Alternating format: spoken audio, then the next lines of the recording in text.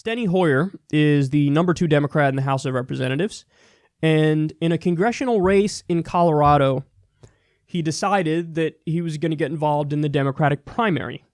So a guy named Levi Tillemann is the left-wing candidate. He's running on a platform of clean elections, Medicare for all, free college. So very good candidate.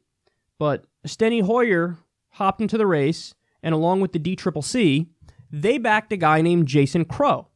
Now, that really is a slight to all the activists and people who actually care about progressive issues, because they had been pushing the other guy for a while, Tillemann, for a while. But the DCCC steps in with Steny Hoyer, and they go, yeah, no, Jason Crow, we're going to prop up this other guy here. Now, what is that other guy? A corporate lawyer. He's a fucking corporate lawyer.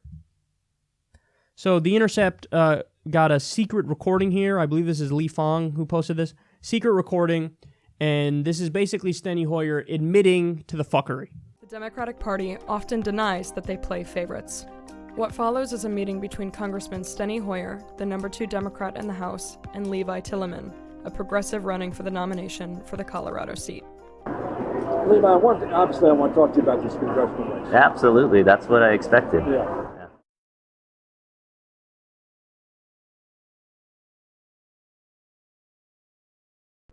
You would like me to get out of the race. And you keep saying, I would like you to get out. And of course, that's correct.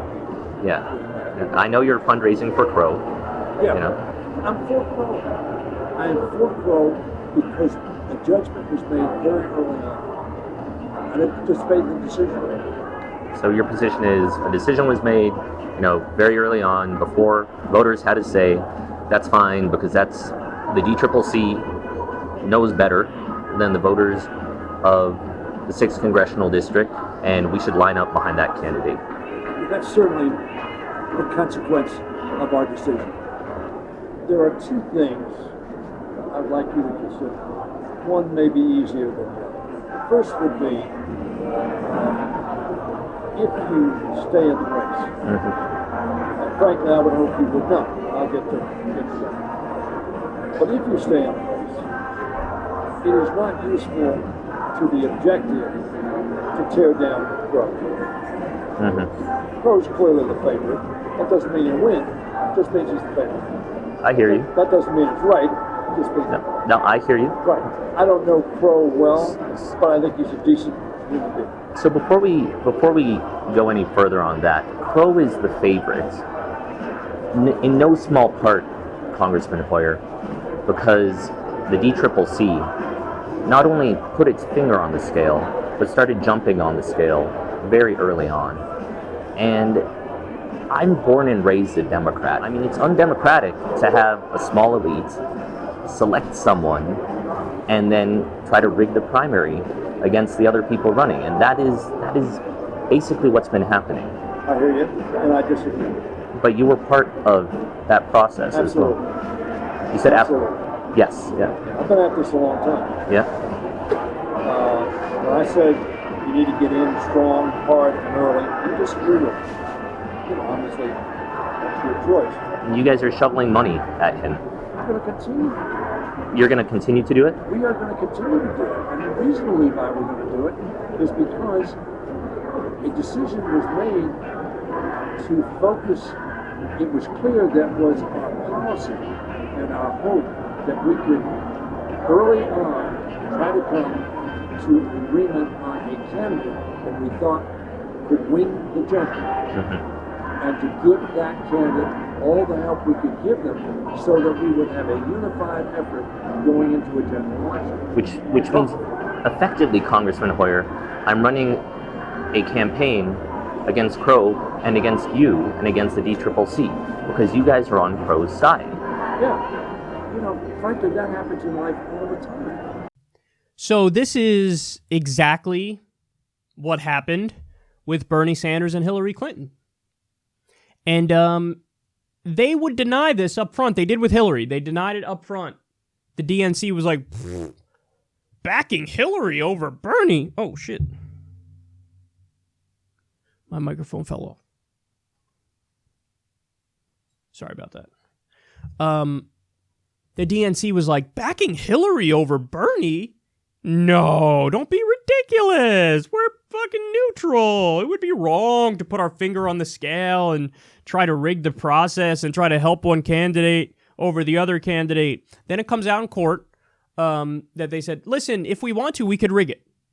What? And then all the evidence in WikiLeaks about, how they changed voting times in pro-Bernie districts and they tried to hide the debates and, who was slipping questions to Hillary Clinton before debates, and they tried every trick in the book to... there was a fucking contract between Hillary, her campaign, and the DNC, and she had final say on every fucking press release from the DNC. How are you going to say it wasn't rigged?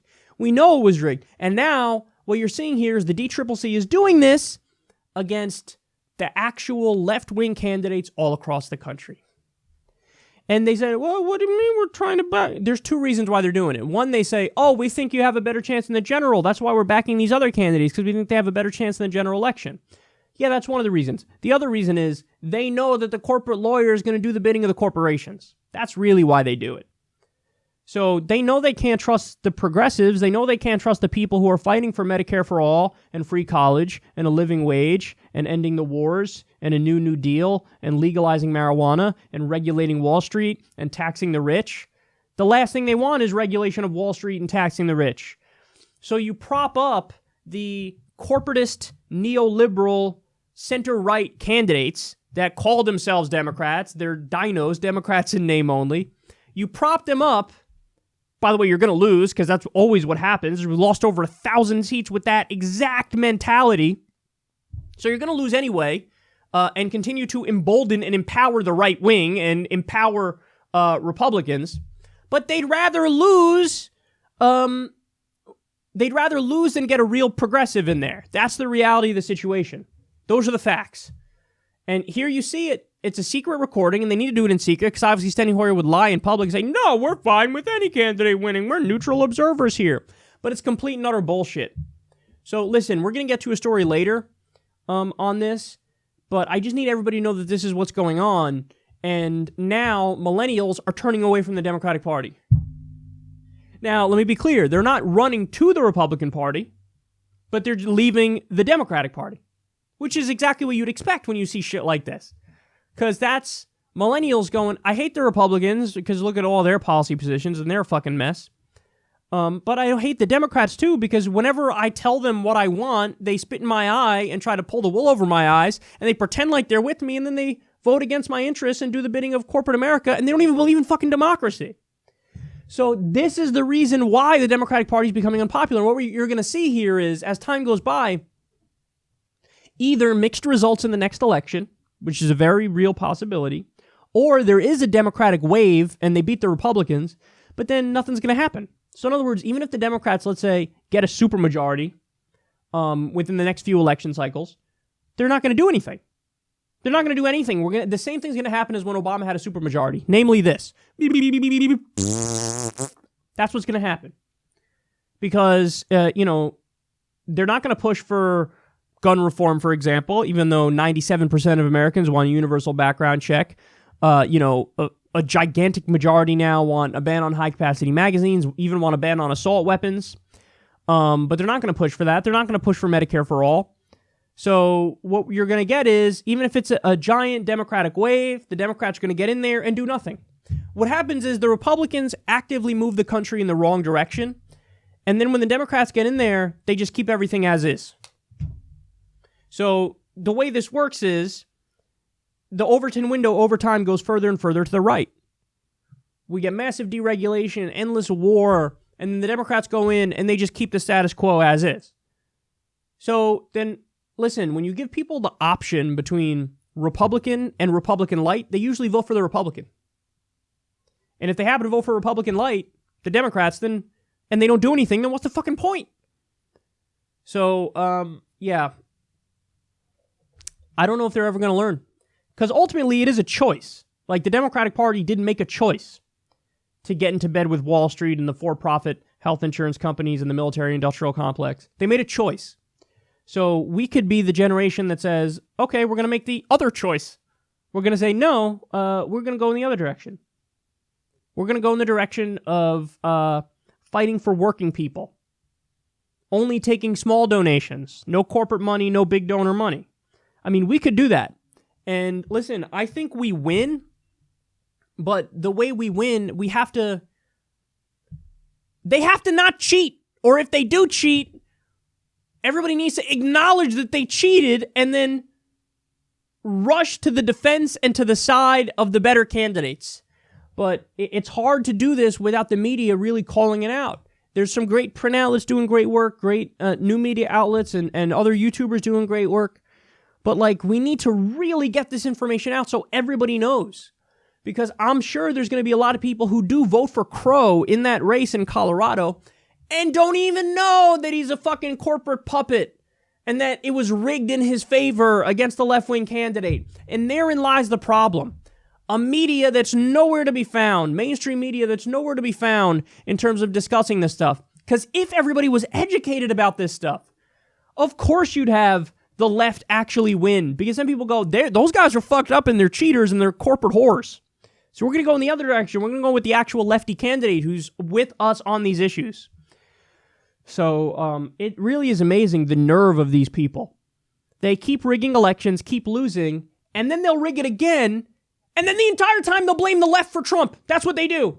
They blame the people who supported Jill Stein and third-party voters and people who sat out the election. The Bernie bros, all you people. We're blaming you for Trump. You literally prop up the corporate Democratic candidates who then lose to the Republicans. Blame yourself for Trump. You embolden the right. You lead to their victory. Not us. We fight against it. We're the antidote. We're the solution.